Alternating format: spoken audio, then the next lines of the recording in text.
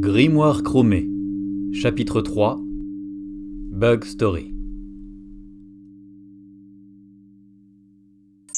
Canal numéro 1, June, ressources humaines, Robodine. Hanzo l'a emporté, heureusement pour vous, cher ordonnateur. Toujours convaincu que nous allons remporter l'Apologium cette année ? Naturellement, ma chère. Les Arcantes ne semblent pas de votre avis, à scander ainsi le nom de leur ancien champion. Canal numéro 2, Faye, responsable recherche et développement, Lucon Yen. C'est la dernière manche, ordonnateur. Votre ultime chance de changer d'avis. Pariez contre Mantris. Vous êtes une cyberpunk, Faye. Votre conservatisme trénorial pourrait vous coûter le top 100 du classement Crésus. J'ai déjà connu chute plus vertigineuse. Canal numéro 3, Alexander, sécurité, Vesda. Un animal, cet Hannibal. Dire qu'ils acclament un culturiste que je pourrais aplatir d'un coup de poing. Personne n'en doute, Alexander. Vous vous moquez, ordonnateur ? Je me moque moins de vous que de cet Hannibal. Je l'imagine déjà parader en vous affrontant, tellement sûr de gagner. Sauf que moi, je sais reconnaître une main cyberfulgure quand j'en vois une. Belle pièce, n'est-ce pas ? Beau design surtout, vintage en diable, très vesdaté. Canal numéro 4, Hassan, directeur produit, Blue Dream. Ces joutes sont d'un low-tech. Aucun placement produit en tiré. Et même pas un sort moisi pour nous sortir de l'ennui. On nous promet un duel au sommet entre hyperscience et magie noire, et on nous donne du combat de rue. Je suis déçu. Le rift altère le rayonnement du quartz. Vous le savez, Hassan. Low-tech, high emotion, comme disent les scies. Rien de plus émouvant qu'un humain seul face à la mort. Sans artifice, ni échappatoire. Vous ne croyez pas ? Sous-routine, couplage des canaux numéro 1 et numéro 3, ouverture du canal numéro 5 avec Arax, chef des opérations, Roma. Ajout d'archives de l'Apologium, édition numéro 12, 7e manche. Arax, joignez-vous à June, Alexander et moi. Vous adorez Arcante et ses mages tellement en fantaisie. Je le sais, et nous adorons votre cynisme. Vous savez la différence entre un arcante et un oignon ? Un oignon eugénique. Quand on tranche un arcante, personne ne pleure. Et quand on tranche vos robots ? Je ne pleure pas, Alexander. Je répare. Sous-routine, couplage des canaux numéro 2 et numéro 4, ajout des cours de la bourse et du classement Crésus. San, Fée, et si nous pimentions un peu cette fin d'apparition ? Attention, je ne parle pas d'un simple pari. Je songe plutôt à un échange de services. Celui qui perd doit une faveur à l'autre. Suivi, quelle que soit la mise. J'hésite. Vous êtes expert en demandes perverses. San, vous n'allez pas me laisser parier seul contre Fée, tout de même. L'ordonnateur parvient à gérer sans difficulté ces conversations parallèles, de même que les 15 autres canaux qu'il tient ouverts au même moment. Il est très loin de son record personnel, établi à 51 échanges simultanés. Son assistant l'aide grandement, il est vrai. Doté d'une puce quantique dernier cri, paramétrée avec soin et alimentée par une centaine de milliers d'heures de pratique, son assistant est comme une seconde personnalité. Suffisamment autonome, il se charge de répondre aux sollicitations mineures, le laissant ainsi libre de se consacrer au dialogue qu'il privilégie. L'ordonnateur adore ça. Autour de lui, dans la tribune d'honneur réservée à Mantris, les représentants des diverses corporations s'affichent. Premiers produits qu'ils vendent, leur corps, équipement et attitude sociale sont la vitrine de leur entreprise. La plupart sont absorbés dans leurs échanges à distance, soustraits à ce qui les entoure pour mieux plonger dans le rêve. L'ordonnateur prend plaisir à les observer en direct, avec ses propres yeux, à commencer par ceux avec qui il est justement en train de converser. June s'est pliée à la thématique de l'Apologium, avec une longue robe plissée de patricienne, qui couvre ses jambes jusqu'aux chevilles, mais dégage ses épaules à la peau tannée par les âges.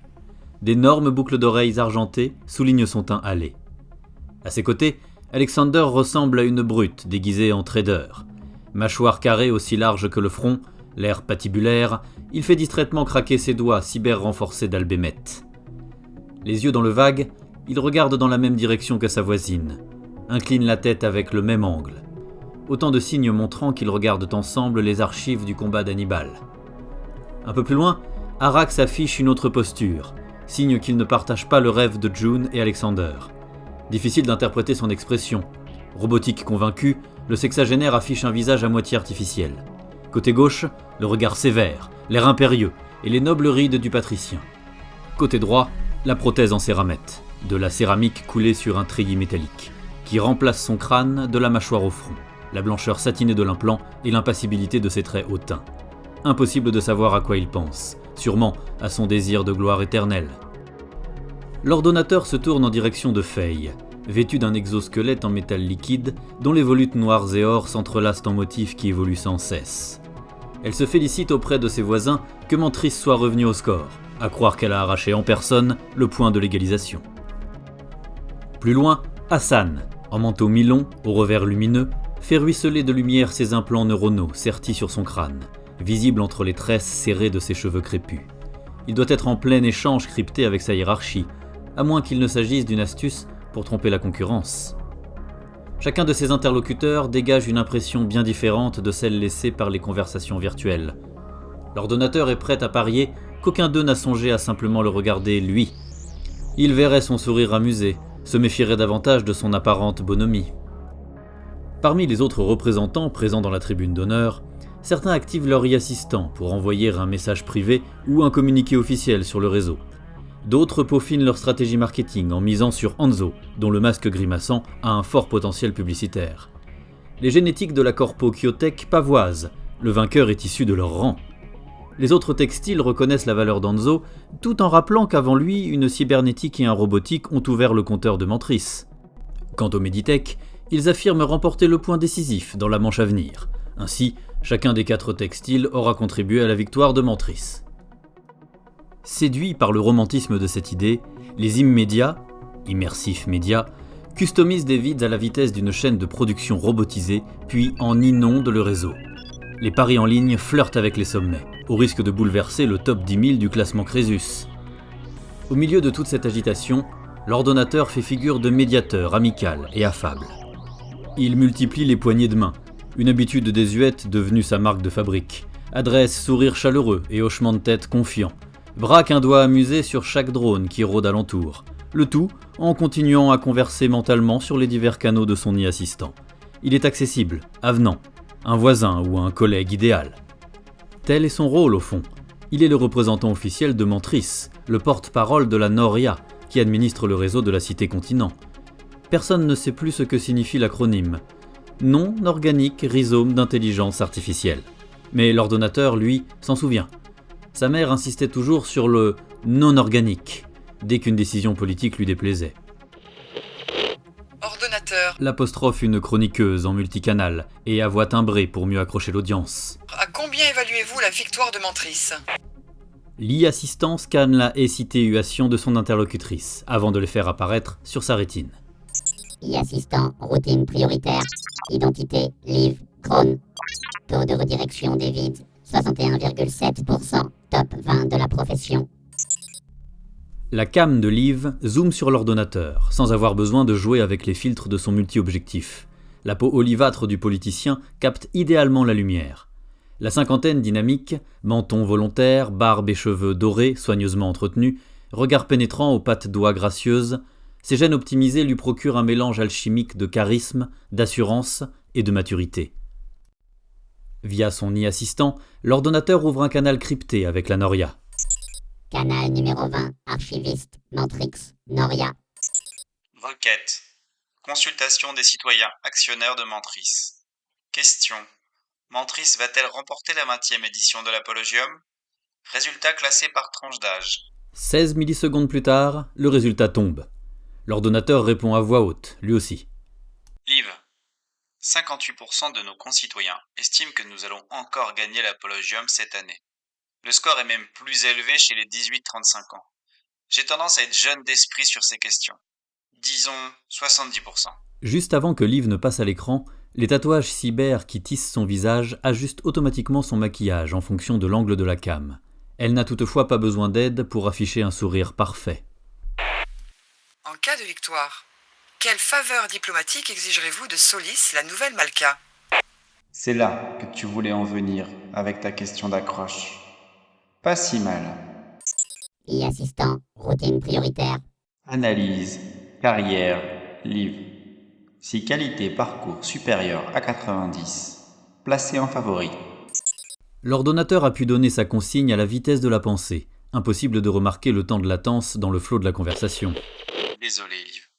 Vous tutoyez le secret défense. Si je vous le dis, je serai obligé de reformater votre site, ainsi que toutes celles et ceux qui nous regardent. Vous n'avez pas envie que je vous excite? Ce ne serait guère convenable à mon âge, n'est-ce pas? Le ton est badin, le réseau frémit. Nul doute qu'il plaisante. Malgré tout, Liv jette un œil furtif au système interconnecté de traitement qu'elle porte en bracelet. Mantris offre tous les services essentiels à ses citoyens actionnaires, à une seule et unique condition, l'usage du SIT. Privée de cette interface, elle serait incapable de s'identifier, de rentrer chez elle, de diffuser ses vides ou de répondre aux consultations de la Noria, une mort sociale réservée aux crimes les plus graves. Liv envisage pourtant de prendre l'ordonnateur à son propre jeu. Elle sent qu'il feint le détachement, que ce flegme affiché masque le véritable enjeu. Elle veut savoir le prix qu'il entend tirer d'une victoire. Le vainqueur de l'apologium est, en effet, en droit d'exiger du camp adverse une faveur diplomatique. Cette faveur est essentiellement symbolique, un prétexte, un moyen de donner davantage de piment à la compétition. Pourquoi l'ordonnateur y attache-t-il autant d'importance? Elle consulte les archives de toutes ses interviews récentes sans trouver d'indices. Finalement, Liv renonce. Le porte-parole de la Noria est réputé pour son brio oratoire. Elle n'obtiendra pas la réponse à sa question et elle ne veut pas courir le risque de se couvrir de ridicule. Sans compter que son assistant lui trace les lignes de désir du public. Ses auditeurs s'impatientent pour les combats de la 7e manche. La politique accuse une courbe en pente douce. Liv raffermit son sourire, cherchant la réplique complice. Rien ne pourra mieux m'exciter que les combats qui viennent. Je vous remercie de votre sollicitude, ordonnateur, et de votre confiance dans nos couleurs. À peine le temps de reprendre le fil de ces conversations virtuelles qu'un avis prioritaire sollicite l'ordonnateur. L'insecte drone qu'il a envoyé dans la zone d'attente des gladiateurs compile son rapport. Il parcourt d'un mouvement de rétine la radiographie synthétisée par son assistant. Curtis, Meditech classe S, reconnaissable à sa combinaison intégrale, fait bien partie des 4 mentries engagés dans la manche décisive. Son visage affable ne trahit rien de son état d'esprit. Toutefois, l'ordonnateur est soulagé. Il mise gros sur cet apologium. Or, contrairement à ce qu'il laisse croire à Faye et Hassan, il déteste parier. Si Mantris l'emporte, il exigera d'exploiter un énorme gisement de trisélénium situé dans le rift, pas loin de la frontière arcante, à mi-chemin entre la forêt d'Orcunion et la muraille d'Osman. Et l'enjeu est de taille. S'il ne fait pas main basse sur cette mine, la cité-continent pourrait bientôt ne plus avoir assez de piles à quartz pour que fonctionne la logistique courante de la cité-continent. Des robots cuiseurs aux implants cyber en passant par les drones utilitaires. Ce serait tout bonnement inacceptable. La récupération du trisélénium est à ce point importante que l'opération a un nom, minage. En temps normal, formuler une telle demande serait considéré par Arcante comme un affront. La faveur diplomatique est purement symbolique, il serait insultant d'en faire une arme politique. Jamais le Malek Tornil n'aurait accepté un tel diktat. Sa fille, en revanche... Les espions de l'ordonnateur sont formels. Solis n'a pas la trempe de son père. Elle est tendre et mal préparée. Son règne s'annonce fragile. Son contact le plus haut placé évoque même un possible renversement. Il faut saisir l'occasion. 84,2%. Ce sont les chances que Mantris remporte l'apologium, tel qu'estimé par la Noria. Certes, la probabilité ne fait pas l'occurrence, mais rarement pronostic n'aura été aussi favorable. Bien que tous les signaux soient au vert, l'ordonnateur reste prudent. En vieux briscard, il se méfie de ce qui paraît trop simple ou trop évident. C'est la raison pour laquelle il a pris ses précautions avec Curtis. Persuader un classe S de prendre le risque de descendre dans l'arène, voilà un défi qui était à sa mesure. À côté de cet exploit psychologique, soudoyer les organisateurs afin que Curtis soit sélectionné pour la manche finale fut un vrai jeu d'enfant. L'ordonnateur a fait de son mieux, les dés sont jetés. La preuve, l'Alguazil annonce la reprise de la compétition. Cher public, voici venue la 7e et dernière manche. Qui va l'emporter d'Arcante ou de Mantris? Ce sont les 8 combattants qui entrent en ce moment dans l'arène qui vont en décider. Sous routine, tous les canaux ouverts. Nous y sommes, les amis. Préparez-vous à me présenter vos excuses, citoyens actionnaires de peu de foi. Sur les écrans géants, les champions de la cité-continent sont mis en valeur grâce à de superbes scénographies animées. Curtis apparaît en guerrier halluciné, tête renversée, bras écartés, poussant un cri de fauve affamé. Les défenseurs d'Arcante avancent sur le sable de l'arène, chacun accompagné d'un hymne repris en chœur par toute l'aile ouest. Les Arcantes sont des interprètes à ce point doués que les 4 chants deviennent polyphoniques, faisant littéralement vibrer tout l'Apologium. L'ordonnateur n'y accorde aucun intérêt. Toute son attention se focalise sur l'un des combattants Arcantes, un inconnu aux cheveux blonds, rasé d'un côté. Sa silhouette élancée et sa démarche de danseur lui prêtent l'allure d'un félin, à la fois souple et dangereux. Le type même du gladiateur qu'on sous-estime. Ce n'est toutefois pas le magnétisme ambigu que dégage ce guerrier qui capte son intérêt. C'est surtout que son assistant n'a aucune information sur lui. Pas de situation, pas d'archives textuelles, visuelles ou vocales, rien. Il balaye en accéléré la séquence enregistrée par le drone, fige l'image dès que l'inconnu apparaît, scanne sa silhouette et lance une comparaison avec la base de données de la Noria. Loin de se limiter aux habitants de Mantris, la Noria possède les références de quasiment toute la population d'Artelium, Arcante compris. D'ailleurs, en ce moment même, des drones survolent le public venu des territoires magiques, enregistrant toutes les informations possibles pour enrichir les données. La réponse est sans appel. Individu non répertorié. L'ordonnateur fixe le guerrier, qui a lui-même le regard braqué sur la loge royale. La Malka aurait-elle escamoté un atout dans sa manche, le même type de joker que lui avec Curtis ? Indifférent à ses doutes, l'alguazil continue à faire monter la température. Et voici le juge. Comme au début des 6 manches précédentes, un cercle de 8 fouets fait son apparition. Baptisé « Le Juge », en référence à un vieux texte que l'ordonnateur doit être le seul à connaître, son rôle est de constituer les paires de participants, puis de choisir parmi les 8 aires de jeu possibles. Les lanières, 4 en cuir et 4 de métal, sont dressées vers le ciel et agitées par un souffle de vent artificiel. À remuer ainsi en longues ondulations, on dirait une hydre envoûtant sa proie. Soudain, les fouets se précipitent chacun vers l'un des concurrents, si vite qu'il est impossible de suivre leurs mouvements. Tout juste entend-on leur claquement sec. L'instant d'après, les paires sont formées.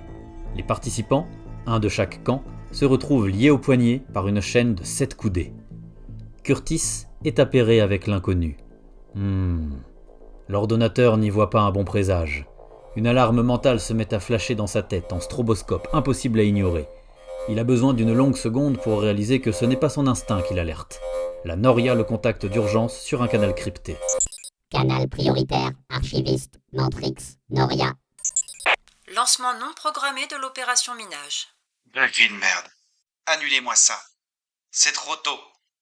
Je dois d'abord obtenir la faveur diplomatique. Annulation impossible. Aucun contact réseau avec les aéronefs de la mission. Comment vous savez que l'opération est lancée si vous n'avez aucun contact? Grâce à un glitch de l'IA embarqué. La probabilité n'est pas nulle qu'il s'agisse seulement d'une interférence du Rift. C'est une blague, c'est ça? Je n'utilise pas le canal prioritaire pour plaisanter. Me moquer de vous n'a aucune efficacité. Canal numéro 3, Alexander, sécurité, Vesda. Le blondinet en cuir, il a une vraie tête de dur au mal. L'ordonnateur déclasse toutes les conversations, autres que celles avec l'archiviste, le gardien de la Noria. Il active aussi son brouilleur facial, un maillage holographique subtil qui permet d'afficher un sourire de circonstance. Pas de quoi tromper une cam, ni un interlocuteur attentif, mais au moins personne dans la loge ne devrait remarquer son trouble. Qu'est-ce qui se passe ? L'opération minage est prête depuis plusieurs heures. Il est bien placé pour le savoir puisque c'est lui qui en a donné l'ordre. Rien d'imposant, 10 transporteurs lourds, 2 aéronefs de combat, matériel et robots d'exploitation minière, du matériel ancien à l'électronique limitée, histoire d'éviter toute interférence majeure lors de la traversée du Rift, si nocif pour la technologie de pointe. Un dispositif limité, presque ridicule, dont la principale fonction est de ne pas fâcher Arcante, déjà humilié par la faveur concédée. Une faveur qu'il n'a pas encore obtenue. Il a vendu l'éclat du quartz avant de miner le trisélénium. L'ordonnateur a cédé à un excès de confiance suscité par la Noria. Maudite proba de merde. Il s'est laissé endormir par l'assurance de l'archiviste et sa cohorte de Mantrix. Il aurait dû écouter son instinct au lieu de se fier aux ordinateurs quantiques. Il verra ça plus tard. Il y a plus urgent à faire que de désigner des coupables. Canal prioritaire, archiviste, Mantrix, Noria. Quels engins ont décollé? Tous? Impossible à déterminer. Regardez les fluides du hangar. Bon sang! Aiglon 1 et Aiglon 2 sont manquants. Les transporteurs sont tous à quai. Bien. Envoyez un gardien des stèles sur place. Qu'il confirme visuellement. Les enregistrements sont formels. Toute erreur est impossible. L'ordonnateur a envie de hurler qu'un bug, tout sauf possible, est déjà en cours, et de proportions cosmiques de surcroît. Mais il se contient. Son brouilleur ne dissimulerait pas une telle explosion de colère. Canal prioritaire, archiviste, Mantrix, Noria. Vérifiez quand même. Et je veux qu'on localise ces 2 aéronefs. Suivez la route prévue. Je suis prêt à parier que les pilotes se sont allègrement assis sur l'horaire prévu de décollage, et qu'ils ont refusé de changer de plan de vol. Le Rift brouille les géolocaliseurs magnétiques. Évidemment qu'il les brouille. Rien ne fonctionne correctement dans cette zone irradiée. Servez-vous des cams de l'Apologium, et zoomez tous azimuts. Ça doit se voir, des aéronefs volant au-dessus du désert, non? Affirmatif. Veuillez patienter. Veuillez patienter. Cible repérée. Parfait. Maintenant, identifiez la porteuse de l'électronique embarquée, et branchez-moi dessus. Balancez le flux vidéo sur mon e-assistant. Qualité médiocre. Relief non disponible. Passage en imagerie 2D. C'est largement suffisant à l'ordonnateur pour suivre en direct l'assaut de la muraille d'ossement. Il garde un œil sur l'incident de frontière, l'autre sur l'arène, où l'abalition fait déjà ses premières victimes. Un ridicule bug est sur le point de déclencher une nouvelle guerre des héros. Si Curtis ne s'impose pas, le Rift pourrait bientôt s'étendre d'une côte à l'autre d'Artelium.